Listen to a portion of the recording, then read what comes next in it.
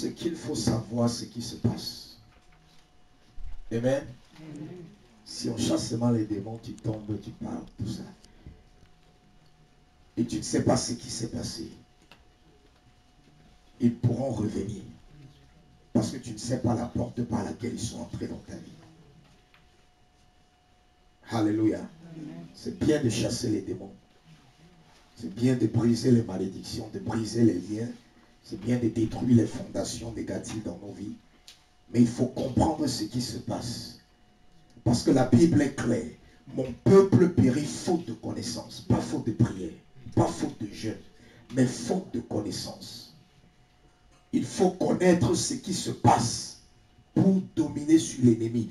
Pour avoir la victoire sur l'ennemi. Il faut connaître ce qui se passe. Si tu ne connais pas ce qui se passe, tu vas souffrir et tu seras embarrassé dans ta foi chrétienne. Même si tu es pasteur, même si tu es apôtre, tu vas souffrir. Si tu ignores ce qui se passe dans le monde des ténèbres, tu vas souffrir. Tu vas souffrir. Mais beaucoup de ministres de Dieu sont plus affligés même que les simples membres de l'Église.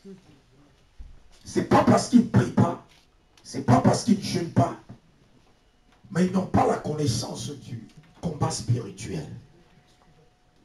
Le combat spirituel, ça ne se voit pas, mais c'est une réalité. C'est une réalité. Ça ne se voit pas avec des yeux physiques. Mais lorsqu'on commence à prier, vous pouvez voir ces manifestations au travers des réactions des personnes. Vous pouvez voir qu'il y a quelque chose qui se passe dans le spirituel, dans la vie de cette personne. Et un élément le plus important de notre vie. L'élément le plus important de notre vie, c'est les fondations de nos vies.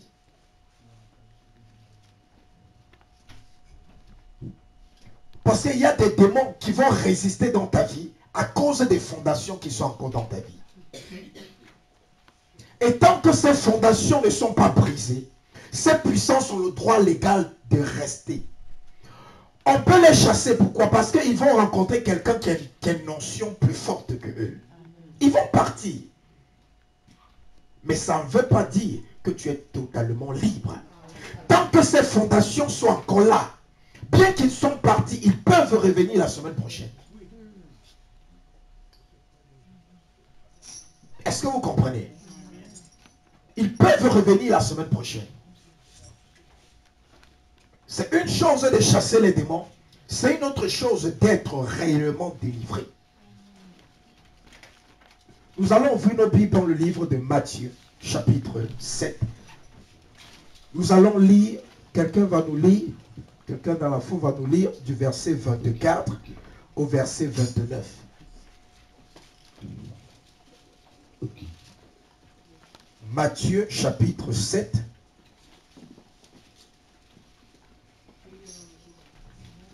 Est-ce que tout le monde a la page un instant un peu, maman, Patrice? Matthieu chapitre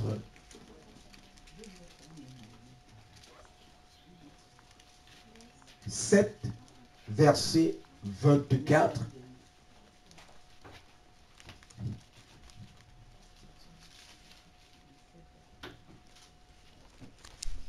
Jusqu'au verset 29. Est-ce que tout le monde a la page? De lire.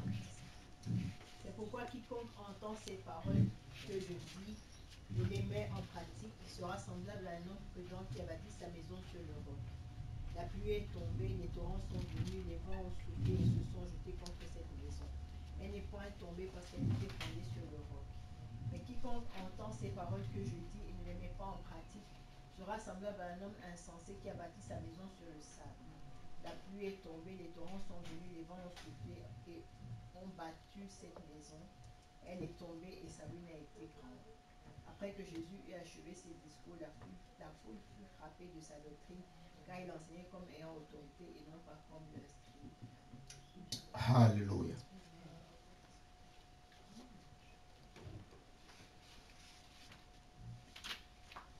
la longévité de ta vie sera déterminée par la qualité de fondations qui sont dans ta vie.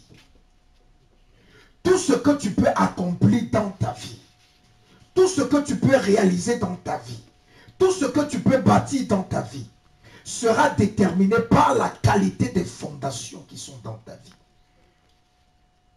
Tout ce que tu veux bâtir, tout ce que tu veux entreprendre, la longévité de ce que tu veux faire sera déterminée par la qualité de la fondation. Et les chrétiens souffrent beaucoup aujourd'hui à cause de la qualité de leur fondation.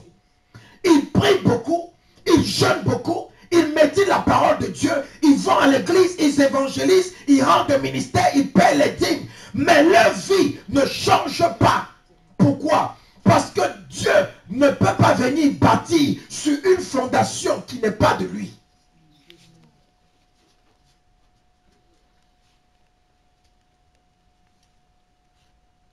Les mariages ne durent plus dans l'église. Pourquoi? À cause des fondations. Les chrétiens ne réussissent pas dans les carrières à cause des fondations. Les chrétiens sont malades à cause des fondations.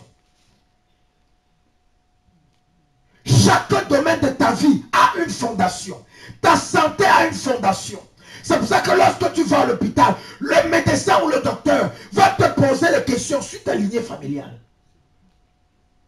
Qu'est-ce qu'il fait? Il enquête sur tes fondations. Il enquête sur tes origines.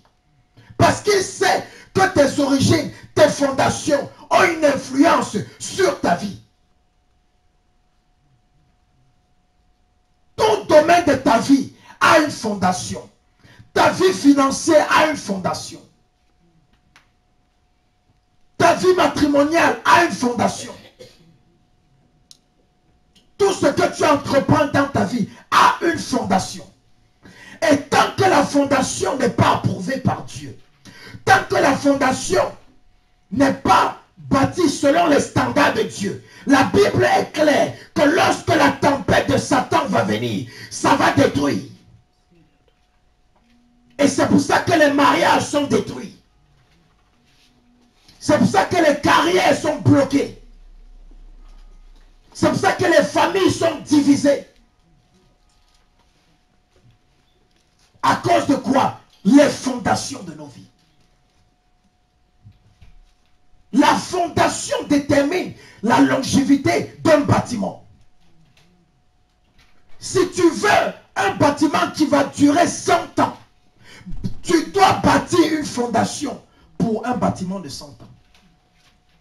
Mais si tu bâtis une fondation pour un bâtiment de 2 jours, ou une fondation pour un bâtiment de 3 jours, et tu veux maintenant mettre sur ce bâtiment, et tu espères que ce bâtiment va durer 100 ans, qu'est-ce qui va se passer? Après les 2 jours, le bâtiment va s'écrouler.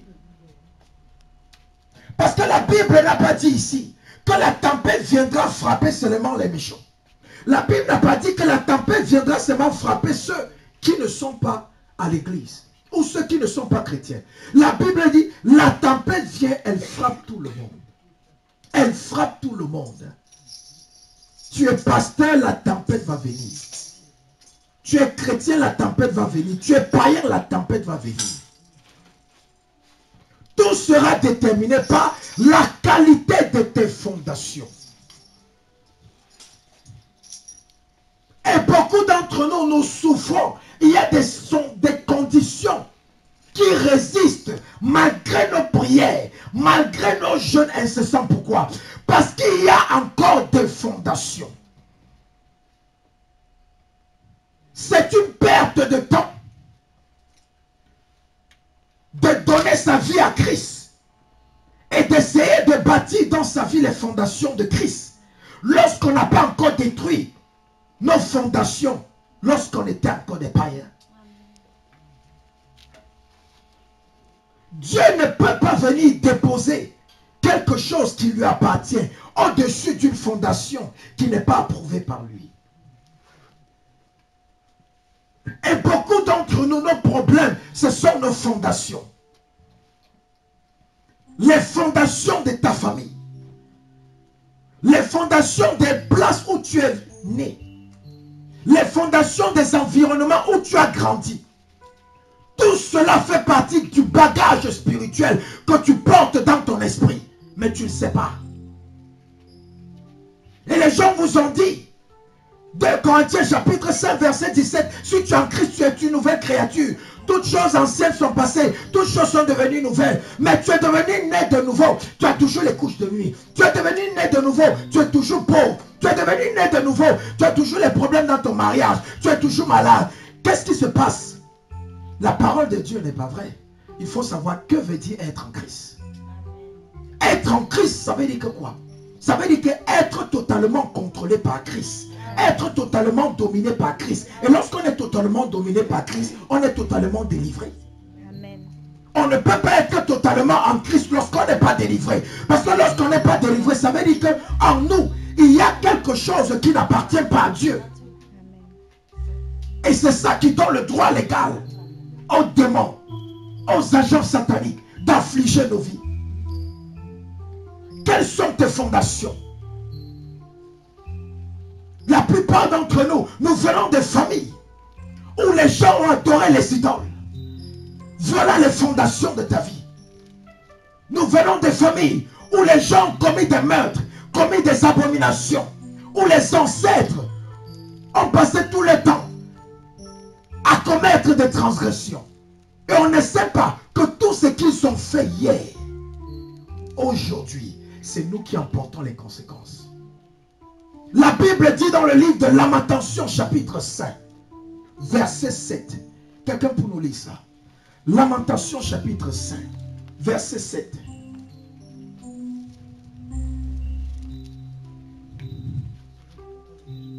Lamentation dans l'Ancien Testament.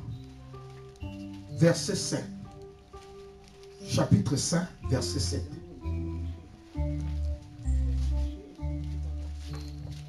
Ça veut dire que vous ne lisez pas vos Bibles. C'est nous qui portons les conséquences. Oui, quelqu'un pour nous lire. Oui, oui, maman.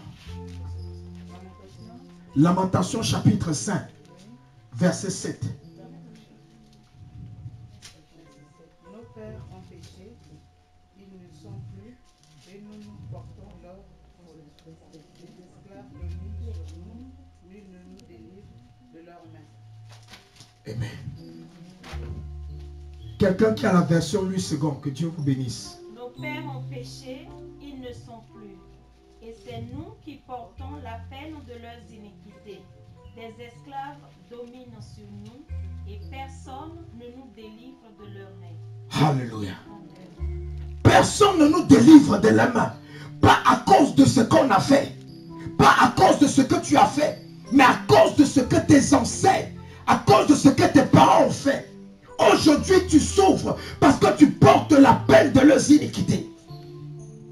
La plupart d'entre nous, nos ancêtres ne connaissaient pas Dieu. C'était des adorateurs des idoles.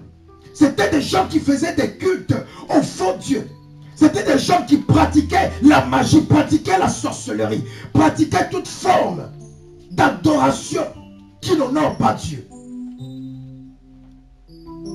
Et tout cela,